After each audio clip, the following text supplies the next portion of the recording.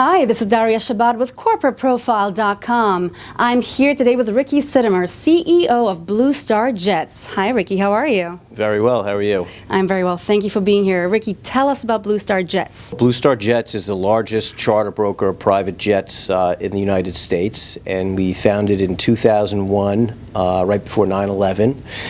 And the reason we found it was because we used to own a brokerage firm, a stock brokerage firm, and when NASDAQ came down, we decided that we wanted to start a new business. We wanted a feel-good product, something that really made a lot of sense and was a big-ticket item, and we came up with private jets.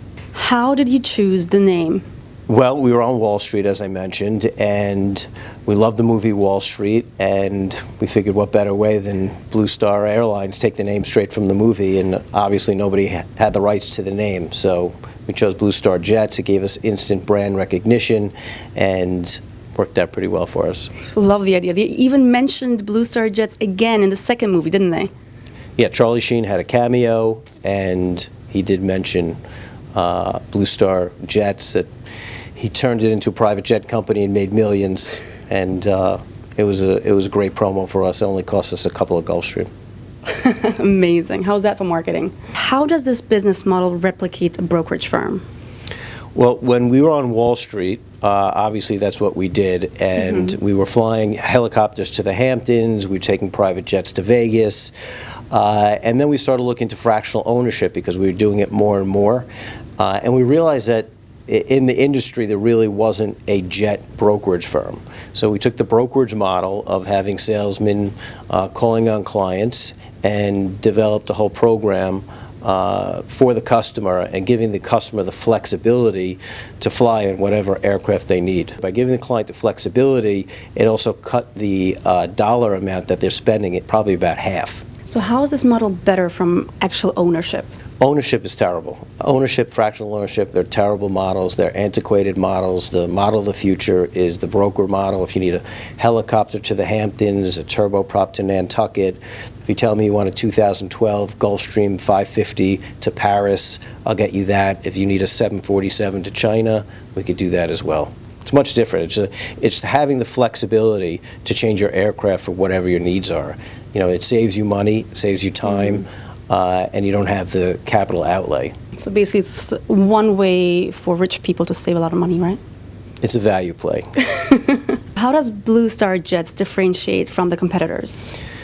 Well, there's really a few different categories in the private aviation. There's fractional ownership, there's jet cards, and there's charter.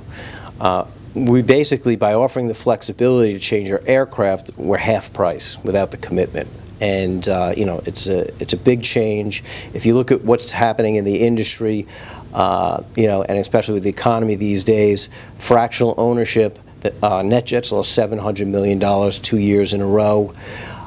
They were sustained by Warren Buffett. Fractional ownership is dying, and really the future of aviation is having the flexibility to fly on what you need when you want it. So have you felt the effects of the current economic times at all? Well, we did. In 2008, when the big three flew to Detroit on their own jets, you know, we really felt it and took a hit on it. But what's happened to our benefit is two things. One is that owners of aircraft and fractional owners, since they're not renewing and they're selling their aircraft, trying to get rid of their overhead, I have access to that equipment now. So I have more and better available equipment to me than I ever did in the last 12 years. That's number one. That's one benefit. And the other benefit is that people want to save money. And you know, they're getting rid of their overhead, as I said. They're selling their fractions, they're selling their jets, and they're coming to us. So in terms of what's been happening since 2008 and 2009, our business is up tremendously. So what kind of clients do you cater to? We cater to them all. We have a lot of hedge funds, a lot of CEOs and owners of small businesses. We'll do a group of brokers to Vegas for the weekend. You know, it's really pretty diverse. A lot of family traveling for the holidays, and we have tons of business travel, you know, throughout the year as well. So you cater to celebrities as well, though, right? We have a lot of celebrities, a lot of athletes, entertainers. heads of state, presidents. We fly everybody. Do you ever get crazy requests pre-flight? We get a lot of crazy requests. I mean, we've had butlers come on board and measure the size of the ice cubes. We've had, luxury is very personal, so it could be whatever you want. It could be filet mignon and lobster tails, or it could be White Castles and bourbon. It depends on who the customer is.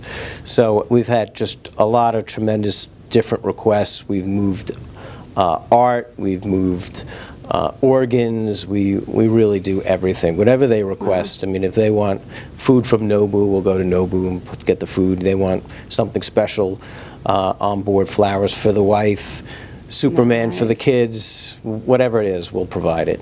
Ah, the good life. So Ricky, what are the future plans for Blue Star Jets?